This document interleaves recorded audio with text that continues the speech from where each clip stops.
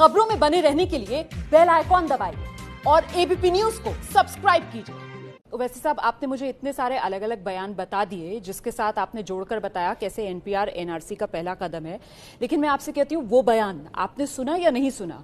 और वो तो सबकी तरफ से एक जैसा ही बयान दिया गया कि देश के प्रधानमंत्री उन्होंने कहा कि देश के मुसलमानों को डरने की जरूरत नहीं। देश के गृह मंत्री अमित शाह ने कहा देश के मुसलमानों को डरने की जरूरत नहीं। देश के कानून मंत्री ने कहा देश के मुसलमान को डरने की जरूरत नहीं। तो फिर आखिरकार क्यों ये बात ओवैसी साहब को नहीं लग रहा कि सच है? ओवैसी साहब इस बात पर क्यों यकीन नहीं कर पा रहे कि देश के मुसलमान को मोदी राज में डरने की जरूरत नहीं है? ओवैसी साहब, मैडम, मैं एक गयूर मुसलमान हूं।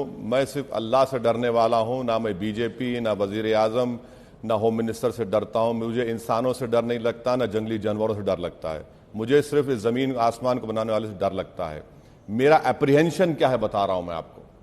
मुझे गम किस बात का है बता रहा हूं मैं आपको। आप सुन लीजिए। पुडुचेरी में एक मुस्लिम लड़की गोल्ड मेडल जीती एकेडमिक्स में। अपनी डिग्री उसको लेने नहीं दिया गया क्योंकि उसने हिजाब पहना हुआ था और रोकने वालों ने कहा कि तुम हिजाब पहनती हो, अगर तुम जाओगी तो तुम CAA पर नारा लगाओगी। मुझे गम इस बात का है कि आसाम की एनआरसी जो सुप्रीम कोर्ट ने मैंडेट किया था, वहां पर 5 लाख मुसलमानों का नाम नहीं आया और 5,40,000 और बंगाली हिंदूज का नाम नहीं आया। वहां पर बंगाली हिंदूज को CAA के तहत भारत की सिटीजनशिप दी जाएगी। उन पर जो केस फॉरेनर्स ट्रिब्यूनल में चलेगा सेक्शन 6 के तहत वो रुक जाएगा। और जो मुसलमान का नाम नहीं आया 5 लाख, उनको सिटीजनशिप नहीं मिलेगी।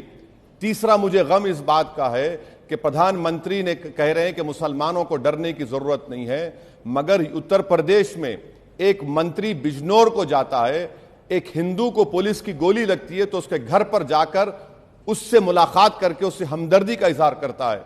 मगर वो मुसलमान का बेटा जिसका नाम मोहम्मद सलमान था, जो यूपीएससी की तैयारी कर रहा था, जिसको उत्तर प्रदेश की पुलिस ने अरेस्ट करके गोली मारकर उसकी लाश को दिया, वहां पर मोहम्मद अनस जो अपने 7 महीने के बेटे के दूध के लिए गया था, ये उत्तर प्रदेश का मंत्री इन मुसलमानों के घर को नहीं जाता, इसलिए कि ये दंगाई हैं।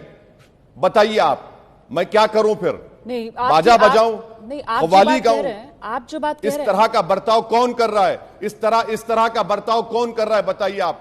अगर कोई, सब छोड़ दीजिए मुसलमान, अगर एक इंसान के घर पर कोई जाते हैं और दूसरे इंसान के घर पर नहीं जाते तो क्या मैसेज दे रहे हैं आप? मुझे आप बार बार कहते हैं कि मुसलमानों को डरने की जरूरत नहीं है। बताइए कि जब अखलाक को मारने वाला जो एक्यूज मर जाता है तो यूनियन मिनिस्टर जाता है।